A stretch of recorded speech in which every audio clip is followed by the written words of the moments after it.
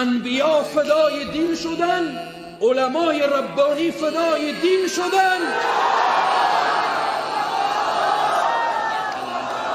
فدای دین شدن. این جان ناقابل فدای دین الله، این جان ناقابل فدای دین الله، فدای دین الله. کاش که لیاقت پیدا بشه، کاش که ارزش پیدا بشه، کاش به درگاه الله این لیاقت و شایستگی بیایه که این جان ناقابل فدای دین الله بشه. اما یه حرف میگم، حرف آخر میگم، شاید باشم یا نباشم 100 سال کفر بر این ملت حاکمیت داشته باشه، بار دیگر نسلی به وجود میآیه که پرچم اسلام به مرگی من مگو عهدی جوانیست، یقین دارم شهادت زندگانیست. به مرگی من مگو عهدی جوانیست، یقین دارم شهادت زندگانیست. جوانی خاک گردد رویا زود،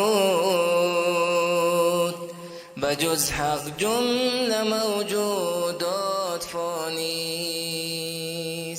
جوانی خاک گردد امروز فردا 10 روز بعد 1 روز بعد میاین آرزوی ما شهادته، ولی هیچ مسلمان مرا نمیکشه، مرا یهود و نصارا میکشه، مرا انگلیس میکشه، مرا بالاخره هم ملحدین کسانی که با الله و رسول باور ندارند مرا اونها میکشن، تو را اونها میکشن، نه اینکه لا اله الا الله برچمی عزیز من، لا اله الا الله برچمی عزیز من، زیر پای کافر شد دشمنان همه خندان، زیر پای کافر شد دشمنان همه خندان.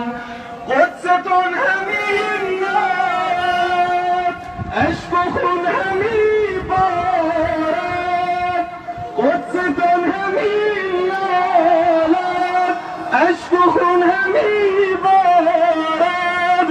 تا به کی بزن جیرم وای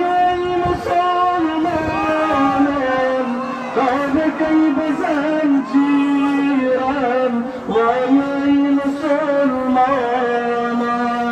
کوچش مسلمانم بوسنی و فلسطین کن، کوچش مسلمانم بوسنی و فلسطین کن.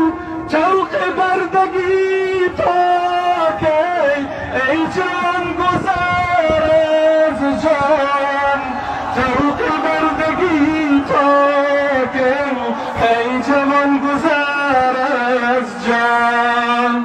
چون که وقت کمه، این برای شعاری که همه ما شما سر میدیم، شربت شهادت را عاشقان می نوشیم، شربت شهادت را عاشقان می نوشیم.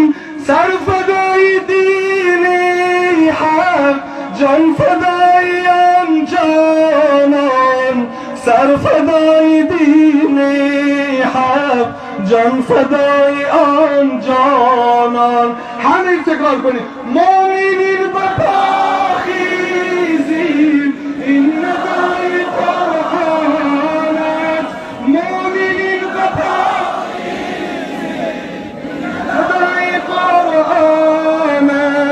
جان به گفز جا خیزیم، جنگی کفر ایمان است. همه تکرار کنیم. شربت شهادت را، شربت شهادت